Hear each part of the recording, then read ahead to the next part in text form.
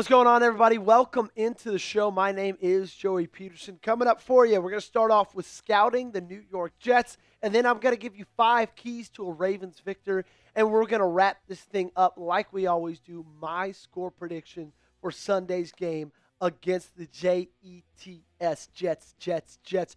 Don't jinx it, though. Do you want the Ravens to get above 500 for the first time this year? They can do that with a win on Sunday. Make sure to hit that thumbs up button if you do want that to happen. We need as many good vibes as we possibly can sent up to Baltimore. So like today's video if you want them to win, and we'll get started with the scout.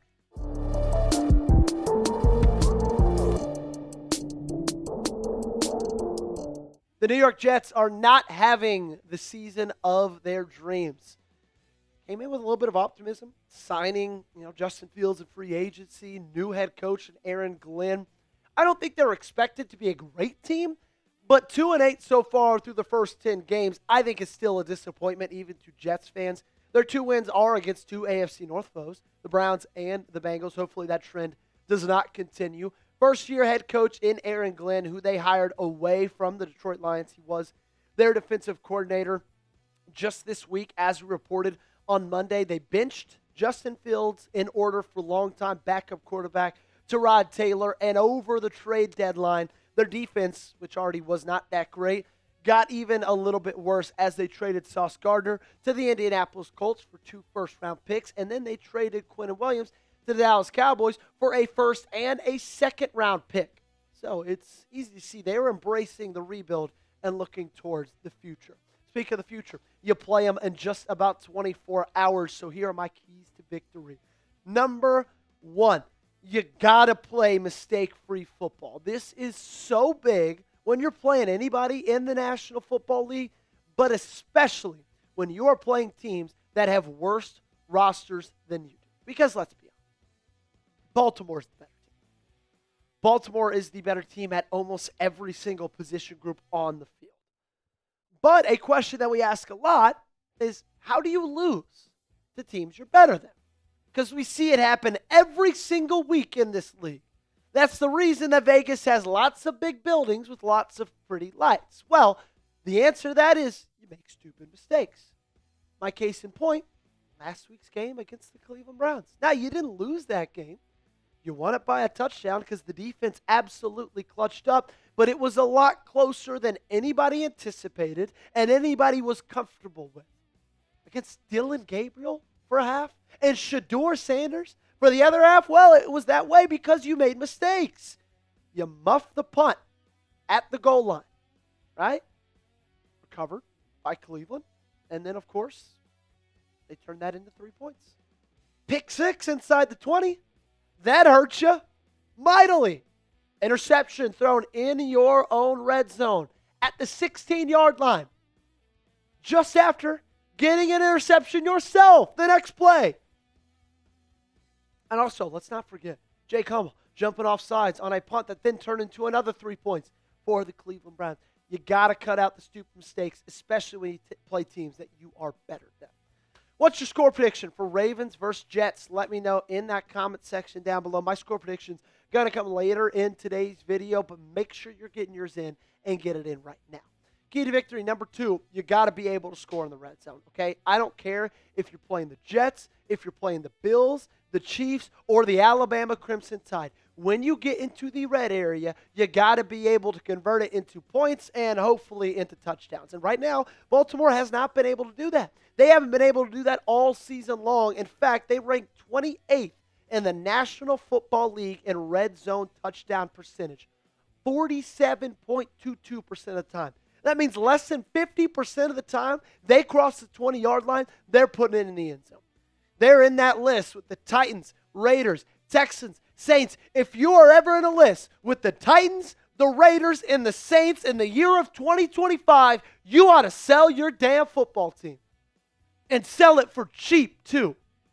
Okay? It's been horrific all year long. It has been a problem all year long. And the weird thing is, it's not just the red zone. A lot of times, people just kind of stall out once they pass the 20. This team, they stall out when they pass the 10. They stall out at the goal line. In my opinion, if Todd Monken has one job and one priority and one focus from this moment to the end of this year, it's fixing that red zone offense, fixing that goal line offense. That's it.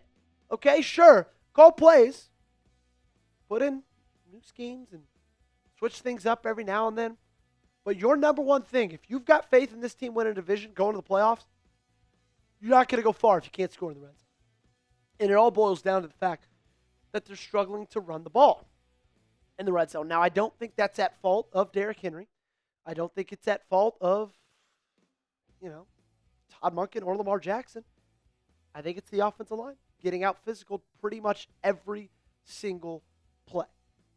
Whether they're in run offense or in pass protection, something's got to change. You want the red zone offense to be fixed? If you do, boom, hit that thumbs up button. I want to use this as like a vote counter. How many people see the problems in the red zone and want it to be fixed as quickly as possible? If you are one of those, let me know by liking today's video. Number 3, talking a little bit more about the Jets, less about the Ravens here.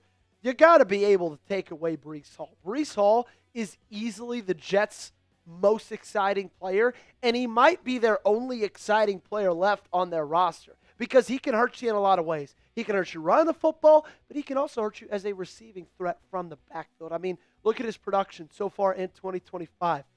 Rushing, 152 touches, 722 yards, 2 touchdowns, 4.8 yards a carry.